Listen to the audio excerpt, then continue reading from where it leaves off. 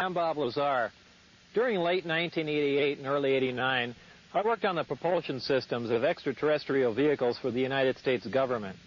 The hardware and technology I was exposed to should be placed in the proper hands of the scientific community, and it is the right of every person on Earth to know that there is physical evidence which proves that there is life elsewhere and that at least one form of that life has been here. For those of you whose information about me is limited to this video, I'll give you a brief background.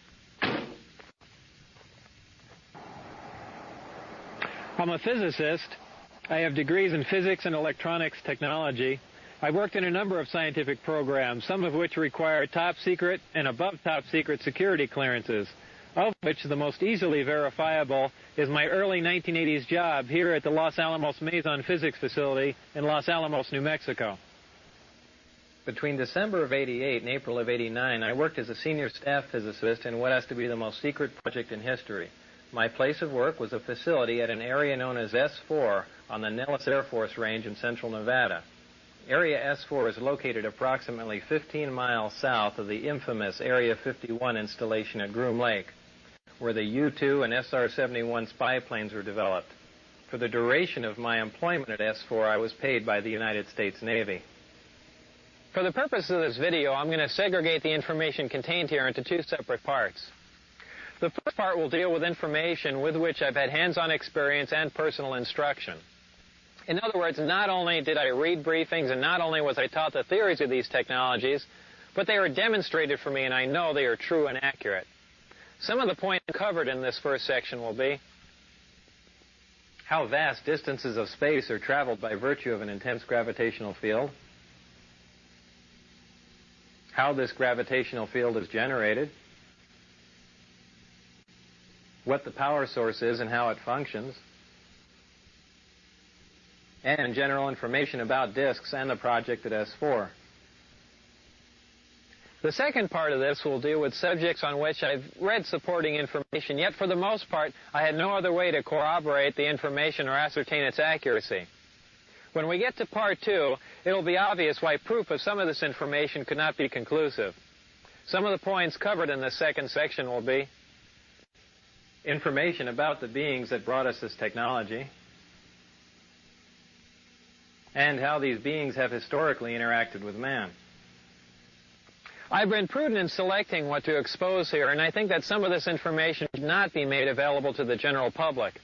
This information is being conveyed to you as it was to me, with the exception that in most cases I've simplified things for those of you with non-scientific and non-technological backgrounds. So let's begin. At the beginning of this first section, I'm going to give you 3 short science lessons, and once you've learned them, you'll not only know more about interstellar travel than almost anyone else in the world, but you'll know the actual method another civilization has used to travel from another star system to the planet Earth. Now, during the course of this, I'm going to have to relate information that I've learned at S4 to information that we're already aware of. And when I say we, I mean the general mainstream scientific community. So as not to waste too much time explaining established scientific facts and theories, when I say we know this or we know that, please feel free to consult any qualified scientist, professor, or science teacher to have them explain my statements to you. One of the most predominantly asked questions is, how is it possible to cross vast expanses of space without exceeding the speed of light? Or how can you travel in reasonable time and economy between points that are light years apart? Now, keep in mind that the speed of light is 186,000 miles a second, which translates into roughly 669 million miles an hour. And a light year is the distance traveled in 1 year at the speed of light. Proxima Centauri, which is the star system nearest ours, would take 4 years to reach traveling at the speed of light. So up until now, when we've examined the requirements to travel these distances, we've always had to consider the problems of traveling at a speed near the speed of light. This poses problems with propulsion, navigation, fuel capacities, and even when you consider the effects of acceleration on space-time, which include time dilation, mass increase, length contraction, and a whole host of other things, it quickly becomes evident that this type of travel would require a level of technology that man has not yet achieved. The truth of the matter is that traveling these distances does require a level of technology that man has not yet achieved. But it has nothing to do with flying in a linear mode, near the speed of light. We know that the shortest distance between 2 points is a straight line, so in our universe we've always assumed that the fastest way from point A to B was to travel in a straight line at the speed of light. Well, the fact is that when you're dealing with space-time and you enjoy the capability of generating an intense gravitational field, the fastest way from point A to B is to distort or warp or bend the space-time between point A and B, bringing point A and B closer together. The more intense the gravitational field, the greater the distortion of space-time and the shorter the distance between points A and B. Most of us think of space-time as the void or as nothing. And remember, it wasn't that long ago that man considered the air in our atmosphere to be nothing. Yet with time, we've become aware of the elements and properties of the air and atmosphere. Well, indeed, space-time is an entity, and one of its properties is that it can be distorted or bent by a gravitational field. We know that gravity bends or distorts space-time and light by virtue of the fact that we're able to see stars which we know should be blocked from our view by the sun. Referring to the graphic here, the solid line denotes the position of a star that's located behind the sun, and the dotted line shows its position as viewed from Earth. This is made possible because the sun's gravitational field distorts the space-time and light around the sun, allowing us to view stars which should be hidden from view. We know that gravity distorts time by virtue of the fact that if we take two identical atomic clocks and keep one at sea level and take the other one up to a high altitude, when we bring them both back together, they reflect different times. The difference in this passage of time is caused by the fact that a gravitational field weakens the further you get from the source. So the atomic clock which was taken to the high altitude was exposed to a less powerful gravitational field than the clock which we kept at sea level. The effect of a gravitational field on space-time is something that we've been able to observe, but not to experiment with. This is due to our inability to generate a gravitational field. And up until this point in time, great mass such as a star, planet, or moon was the only source of a discernible gravitational field that we're aware of. So just as the gravitational field around great mass such as a planet distorts space and time, any gravitational field, whether naturally occurring or generated, distorts space and time in a similar manner. Now, the great benefit of generating an intense gravitational field is not only can you turn it on, but you can turn it off. If we refer back to our original illustration of space-time distortion, we can see that when we generate an intense gravitational field, we can distort the space-time and in turn the distance between the point where we are and the point where we want to be. We can then position ourselves at the point where we want to be and then stop generating the gravitational field, allowing space-time to return to its natural form. In this manner, we can travel great distances with little linear movement, and this is how space-time distortion translates into reduced distance. Now back to our original question, how is it possible to cross the vast expanses of space required for interstellar travel without exceeding the speed of light? This is accomplished by generating an intense gravitational field, distorting space-time and allowing you to cross many light years of space in little or no time and without traveling in a linear mode near the speed of light. The next question is, how do you generate a gravitational field? Up until this point in time, I've used the term generate to describe the capability of producing a gravitational field, but since I'm not aware of any way of creating a gravitational field from nothing, a more accurate term might be to access and amplify a gravitational field. And this is what I mean when I use the term generate. To understand how gravity is generated or accessed and amplified, you must first know what gravity is. There are two main theories. The wave theory, which states that gravity is a wave, and the currently accepted theory of gravitons, which are alleged subatomic particles that perform as gravity, which is total nonsense. Well, gravity is a wave, and there are two specific different types of gravity, gravity A and gravity B. Gravity A works on a smaller micro scale, while gravity B works on a larger macro scale. We are familiar with gravity B. It is the big gravity wave that holds the Earth as well as the rest of the planets in orbit around the Sun and holds the Moon as well as man-made satellites in orbit around the Earth. We are not familiar with gravity A. It is the small gravity wave which is the major contributory force that holds together the mass that makes up all protons and neutrons. Gravity A is what is currently being labeled as the strong nuclear force in mainstream physics, and gravity A is the wave that you need to access and amplify to enable you to cause space-time distortion for interstellar travel. To keep them straight, just remember that gravity A works on an atomic scale, and gravity B is the big gravity wave that works on a stellar or planetary level. However, don't mistake the size of these waves for their strength, because gravity A is a much stronger force than gravity B. You can momentarily break the gravity B field of the Earth simply by jumping in the air. So this is not an intense gravitational field. Locating gravity A is no problem because it is found in the nucleus of every atom of all matter here on Earth, and all matter anywhere else in our universe. However, accessing gravity A with the naturally occurring elements found on Earth is a big problem. Actually, I'm not aware of any way of accessing the gravity A wave using any Earth elements, whether naturally occurring or synthesized, and here's why. We've already learned that gravity A is the major force that holds together the mass that makes up protons and neutrons.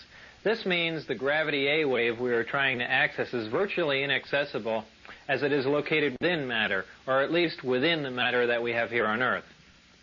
However, the Earth is not representative of all matter within our universe. The residual matter which remains after the creation of a solar system is totally dependent on the contributing factors which were present during the creation of the solar system. This is true whether you believe that the origin of the universe was an evolutionary event or that a supreme being caused this event to happen. The two main factors which determine what residual matter remains after the creation of a solar system are the amount of electromagnetic energy and the amount of mass present during the solar system's creation.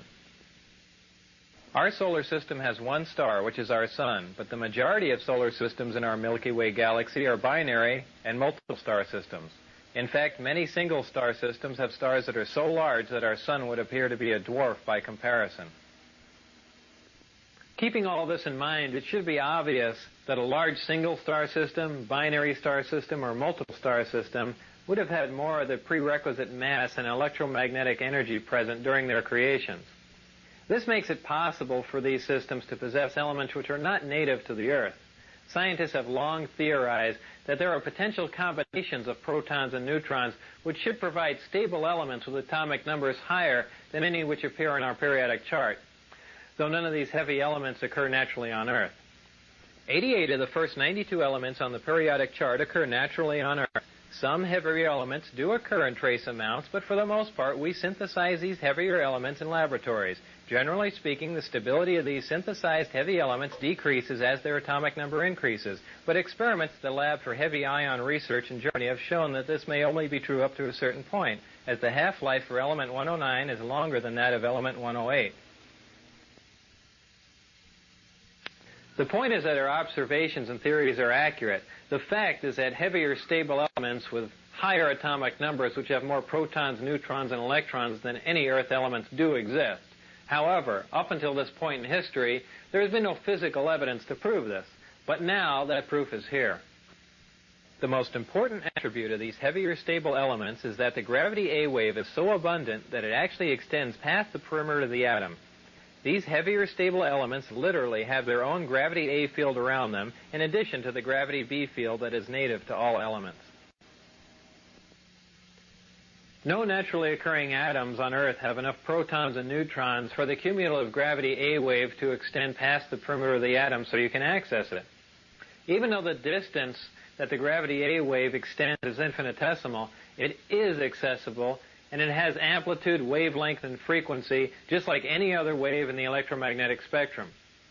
Once you can access the gravity A wave, you can amplify it just like we amplify any other electromagnetic wave. To demonstrate how a wave is amplified, we can use this oscilloscope, and as you can see, it graphically depicts the tone you hear as a wave. As we amplify the tone, you can see that the size or the amplitude of the wave increases, giving us a more powerful version of the same identical wave, and thus the tone sounds louder.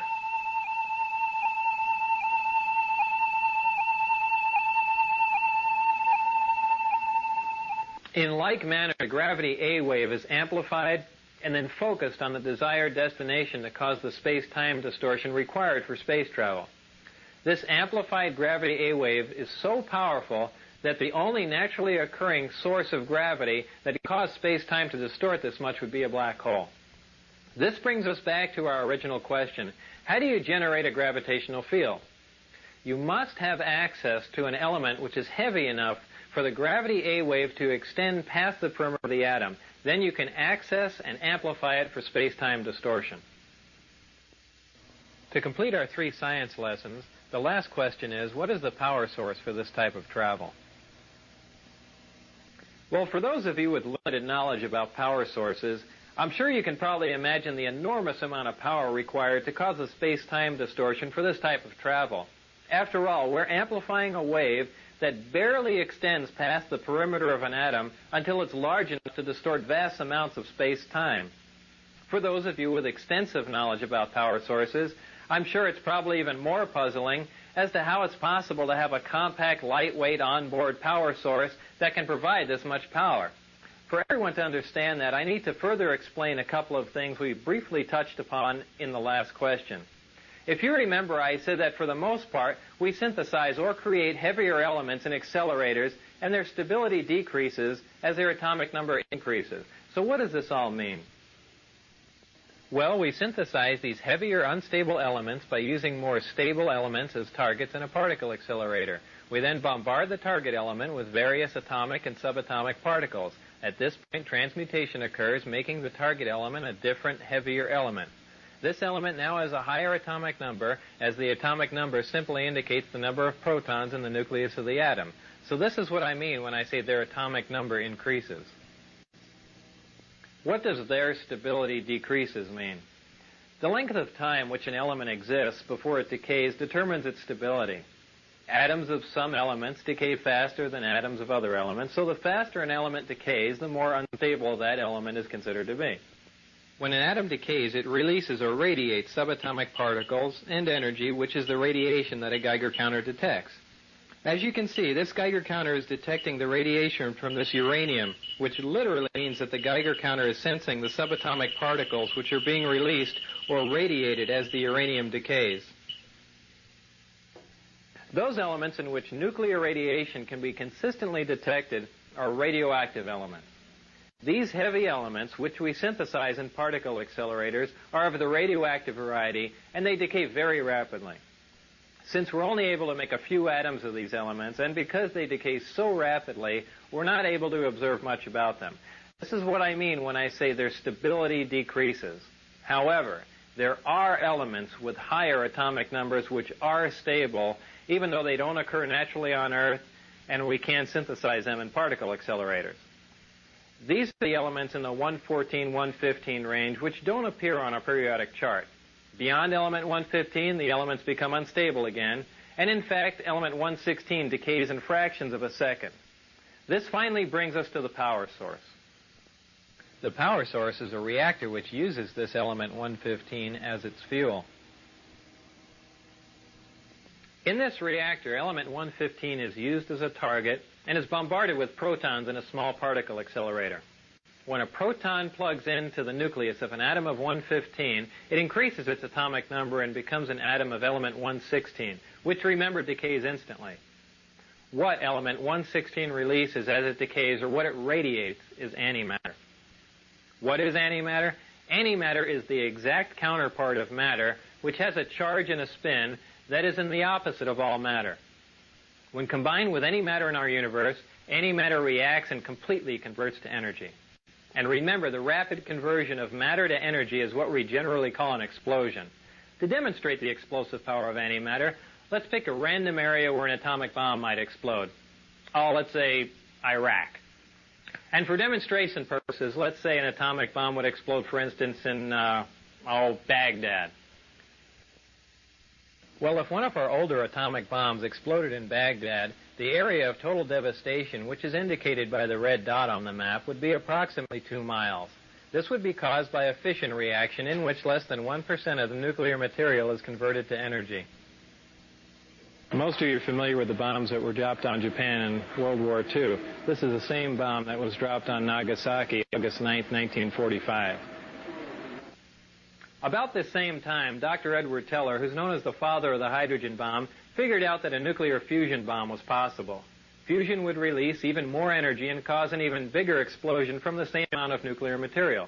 Much to Dr. Teller's dismay, the Japanese surrendered, we never dropped the hydrogen bomb, and Dr. Teller has been in a bad mood ever since. But if a hydrogen bomb containing the same amount of nuclear material as the Nagasaki bomb were to explode in Baghdad, the area of total devastation would be approximately 20 miles. This would be caused by a nuclear fusion reaction, which again, less than 1% of the nuclear material actually converts to energy or explodes. The other 99% of the nuclear material on this type of bomb is dispersed, but is not involved in the actual nuclear fusion reaction. Now, if a bomb was made with the same amount of nuclear material as the Nagasaki bomb, and that material was antimatter, when that bomb exploded in Baghdad, the area of total devastation would include parts of Africa, Europe, and Asia, with the exact area of total devastation being very difficult to calculate. This would be caused by a total annihilation reaction, which is the complete conversion of matter to energy. 100% of the nuclear material in this bomb would explode or convert to energy. We currently have no practical way to harness antimatter into a bomb, and generally speaking, we can only isolate antimatter in a particle accelerator and store it for a short time. This demonstrates the enormous amount of power released when you totally convert matter to energy, which is what happens when antimatter and matter are combined. So back to our power source. Inside the reactor, element 115 is bombarded with a proton, which plugs into the nucleus of the 115 atom and becomes element 116, which immediately decays and releases or radiates small amounts of antimatter. The antimatter is released in a vacuum into a tuned tube, which keeps it from reacting with the matter that surrounds it. It is then directed towards a gaseous matter target at the end of the tube. The matter and antimatter collide and annihilate, totally converting to energy. The heat from this reaction is converted into electrical energy in a near 100% efficient thermoelectric generator. This is a device that converts heat directly into electrical energy. Many of our satellites and space probes use thermoelectric generators, but their efficiency is very, very low. All these actions and reactions inside of the reactor are orchestrated perfectly like a tiny little ballet. And in this manner, the reactor provides an enormous amount of power. So back to our original question. What is the power source that provides the power required for this type of travel? The power source is a reactor which uses element 115 as a fuel and uses a total annihilation reaction to provide the heat which it converts to energy, making it a compact, lightweight, efficient onboard power source. I've got a couple quick comments about element 115 for those of you who are interested. By virtue of the way it's used in the reactor, it depletes very slowly, and only 223 grams of 115, which is just under half a pound, can be utilized for a period of 20 to 30 years. Element 115's melting point is 1740 degrees Celsius. I need to state here that even though I had hands-on experience with element 115, I didn't melt any of it down, and I didn't use any of it for 20 to 30 years to see if it depleted. So we've learned how space-time is distorted by a gravitational field. We've learned how that gravitational field is generated, and we've also learned where you get the power to accomplish all of this. Now it's time to link all we've learned in our science lessons to the vehicle that utilizes all of this technology. And a few years ago, I never thought I'd hear myself say this, but that vehicle is a disk, which is generally referred to as a flying saucer. I had at least partial views of 9 different disks out at Area S4, but the one I'm going to describe to you now is the one in which I not only saw 2 of the 3 interior levels, but I also saw it fully functional in flight. And no, unfortunately, I didn't get to go for a ride in it. This particular disc appeared to be in excellent condition, and because of its sleek appearance, I nicknamed it the Sport Model. The Sport Model is about 16 feet tall and 40 feet in diameter. The exterior skin of the disc is metal, which is the color of unpolished stainless steel. The Sport Model sits on its belly when it's not energized. As you can see, the hatch is located on the upper half of the disc with just the bottom portion of the door wrapping around the center lip of the disc. The interior level of the disc is divided into 3 levels. The lower level is where the 3 gravity amplifiers and amplifier guides are located. These are the things used to amplify and focus the gravity A wave that we learned about in our science lessons. The reactor is located directly above the 3 gravity amplifiers on the center level and is in fact centered between them. The reactor is similar to this half-scale model. The element 115 is machined into triangles like this and is then inserted into the reactor. This piece of element 115 is the source of the gravity A wave as well as the target that is bombarded with protons to release the antimatter, both of which we learned about in our science lessons. The center level of this disk also houses the control consoles and seats, both of which were too small and too low to the floor to be functional for adult human beings. The walls of the center level are all divided into archways. At one point in time, when the disk was energized, one of the archways became transparent, and you could see the area outside of it just as if the archway was a window. After the panel had been transparent for a while, a form of writing, which was unlike any alphabetic, scientific, or mathematical symbols I've ever seen, began to appear on the transparent archway. And I was never informed as to how all of this was achieved, not that any of that would have required alien technology. I was never given access to the upper level of the disk, so I can't enlighten you as to what the porthole-like areas are, other than I can assure you that they're not portholes. Now, before I go any further about the disk, I'm going to show you where and under what circumstances I saw it tested. My job in this program was to be part of a back engineering team. Back engineering is the act of taking a finished product and tearing it apart to find out what makes it tick. The goal in this program was to see if the technology of the disk could be duplicated with other materials. When I went to work, I was flown from McCarran Airport in Las Vegas to Area 51, which is a highly secure government base on the Nevada test site. Area 51 is located about 125 miles north of Las Vegas, near the Groom Mountains and the Groom Dry Lake bed. From Area 51, I was bused to an even more highly secure facility located about 15 miles south of Area 51 called S4. S4 is situated at the base of the Papoose Mountains by the Papoose Dry Lake bed. The airspace around S4 is restricted, and if any unwelcome aircraft strays into the outer sector, they radio the pilot and instruct him or her to leave. If that pilot continues and strays into the middle sector, jets will be scrambled to escort the intruding aircraft out.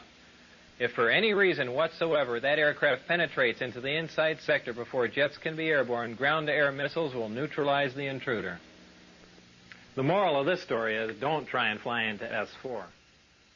The S4 installation is built into the mountain, and the 9 hangar doors are angled at about 60 degrees. These doors are covered with a sand-textured coating to blend in with the side of the mountain and the desert floor. As you can see in this representation, my ID badge had a white background with one light blue and one dark blue diagonal stripe in the upper left-hand corner. At the bottom of the badge, there were letters and numbers designating various areas, including S4. On my badge, there was a star punch through S4. The back of the ID badge was dark blue with a vertical mag stripe running down one side. The hangar that housed the sport model was like a typical airplane hangar with the exception of the angled doors that I mentioned before. The hangar was equipped with typical tools and extensive electronic equipment. It also had a machine with an X-ray emblem on it and an overhead crane rated at 20,000 pounds. Equipment in this hangar was marked with a black number 41 with a white circle around it. It was outside of this hangar that I saw the sport model tested. Now, when the disk travels near another source of gravity, such as a planet or moon, it doesn't use the same mode of travel that we learned about in our science lessons. When a disk is near another source of gravity, like Earth, the gravity A wave, which propagates outward from the disk, is phase shifted into the gravity B wave, which propagates outward from the Earth, and this creates lift. The gravity amplifiers of the disk can be focused independently, and they are pulsed and do not stay on continuously. When all 3 of these amplifiers are being used for travel, they're in the delta configuration. And when only one is being used for travel, it's in the omicron configuration. As the intensity of the gravitational field around the disk increases, the distortion of space-time around the disk also increases. And if you could see the space-time distortion, this is how it would look. As you can see, as the output of the gravitational field from the amplifiers becomes more intense, the form of space-time around the disk not only bends upward, but at maximum distortion actually folds over into almost a heart shape around the top of the disk. Now remember, this space-time distortion is taking place 360 degrees around the disk. So if you were looking at the disk from the top, the space-time distortion would be in the shape of a donut. When the gravitational field around the disk is so intense that the space-time distortion around the disk achieves maximum distortion and is folded up into this heart-shaped form, the disk can't be seen from any vantage point, and for all practical purposes is invisible. All you could see would be the sky surrounding it. The program out at Area S4 consisted of 3 projects: Project Galileo, Project Sidekick, and Project Looking Glass. Project Galileo dealt with gravity propulsion and was the source of all the information you've learned in this first section. Project Sidekick dealt with a beam weapon that had a neutron source and was focused by a gravity lens. Project Looking Glass dealt with the physics of seeing back in time. Now, I was not personally involved with the hardware of Project Sidekick or Looking Glass, and those projects are beyond the scope of this video. So this brings us to the end of this first part, in which I'm presenting to you as fact. At this point, we begin our second part, which is the section that contains what I call excerpts from the government Bible. I call it that because, as you can tell from part one, there's a small segment of the United States government that makes scientific and technological judgments from a knowledge base that is not available to the general public. If the following information is true, the United States government also makes judgments on a historical, philosophical, and even theological level from a knowledge base that is not available to the general public. These are excerpts from some of that information. As part of my indoctrination into the program at S4, I would randomly be taken into a small room which contained a table, a chair, and 120 or so briefings in blue folders. I'd be left there to read for varying amounts of time, usually about half an hour. These briefings contained a wide spectrum of information, mostly relating to aliens and alien technology. These reports appeared to be an overview of alien information which can be used to brief scientists from any field about the scope of the whole project, and not just their specific field of endeavor. The overview of Project Galileo was accurate. I read the overview and later witnessed evidence which proved it to be accurate. So it is possible that scientists involved with other projects could have seen evidence that these other overviews were also accurate, but I can't make that assertion. To me, these reports were simply words on paper. So to keep from saying allegedly and supposedly in every sentence, I'll relay this information to you as I read it, since I've already put this disclaimer on it. This technology that you've learned about thus far was brought here by some alien beings from the Zeta Reticuli 1 and 2 star system. These stars are located in the constellation of Reticulum, which can only be seen from the southern hemisphere. Zeta Reticuli is a binary star system, which means it has 2 stars, and is located approximately 30 light years from Earth. These beings are from Reticulum 4, which is the 4th planet out from Zeta Reticuli 2. This is the way star systems were referred to in these reports. They simply designate the name of the star and the number of planets from the nearest to the furthest from the star. For instance, our Sun was designated as Sol, and the Earth was referred to as Sol 3 because we're the 3rd planet out from the Sun. A day on Reticulum 4 is 90 Earth hours long. The beings are 3 to 4 feet tall and weigh 25 to 50 pounds. They have grayish skin and large heads with almond-shaped wraparound eyes. They have very slight nose, mouth, and ear positions and are hairless. Any dates in the information regarding these beings were written in a 6-digit number which began with 1623. Since I had no idea what the 6-digit number was for the present year, I had no way of calculating when these beings arrived, or at least arrived this time. These beings said that they had been visiting Earth for a long time and presented photographic evidence which they contended was over 10,000 years old. There was an exchange of hardware and information in central Nevada until 1979, at which time there was a conflict which brought the program to an abrupt halt. The beings left, but were to return at a 1623 date, and I don't know what that date is. With the remaining hardware and information, the U.S. government started the back engineering program. In May of 1987, some scientists took an antimatter reactor to an underground blast facility on the Nevada test site to perform an experiment. Unfortunately for them, their experiment required them to cut the reactor open, which resulted in their deaths. This explosion was explained to others at the test site as a previously unannounced low-yield underground nuke test. I was hired in December of 1988 to replace one of these men. These beings conveyed information about the capability of affecting the human brain to anesthetize the human body. This is done without any physical contact from a remote source. For this anesthesia to be accomplished, the brain has to be in a relaxed state similar to that required for hypnosis. If the brain is subject to any external stimulation like stimulant drugs or loud music, this manipulation of the nervous system is ineffective. These beings said that man was the product of externally corrected evolution. They said that man, as a species, had been genetically altered 65 times. They refer to humans as containers, yet I don't know what we're containers of. As I'm sure you now know, it was impossible for me to corroborate the information in the second section. And obviously, if this information is true, the ramifications are far-reaching, and you don't have to be a nuclear physicist to figure that out. So before I bring this to an end, there are a couple of questions I should address for you. The first one is, how did I get into this program? While working at Los Alamos National Lab in 1982, the local newspaper did a front-page story on a jet car I had built. Coincidentally, Dr. Teller was giving a speech in Los Alamos that same day. We met and had a short chat about the jet car, and I later listened to his speech. I never met Dr. Teller again, but in 1988, when I decided to re-enter the scientific community, I sent him a resume and inquired about a job. Dr. Teller responded by telephone and told me that he was no longer active, but just functioned in a consultant capacity. He gave me the name of a contact to call in Las Vegas. I made that call, and things progressed from there until I got into the program. I never got a chance to ask Dr. Teller if he remembered me from Los Alamos, so I don't know if that was a factor or not. If you use nuclear fuel, and not that possible, nuclear fuel is feasible. But whether these events were lost, which are interesting, if you ever want to get there, let's start. That is an important question.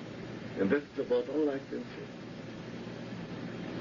All I have time to say. And what specifically the fuel will be, I think it might be fission, more probably fusion. And it was not so. Is there any other nuclear reaction besides fission and fusion that you know of? No. Is there anything? But look, please, you try to explore the things about which I only will have to tell you it is not interesting, it's a waste of time. Above plutonium or look, it is, in my opinion, not interesting. I don't intend to answer it. If you ask me that question on camera, I will shut up. I will sit silent. You're not going to get an answer out of me on that. Okay. And if I ask you on camera if you know Bob Lazar, can you just say no? I will sit silently.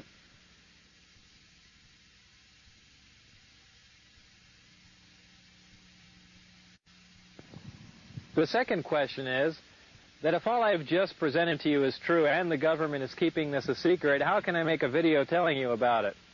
Well, the bottom line is, if there are any repercussions from making this video, it would simply confirm that what I told you is true. So what you do with this information is up to you.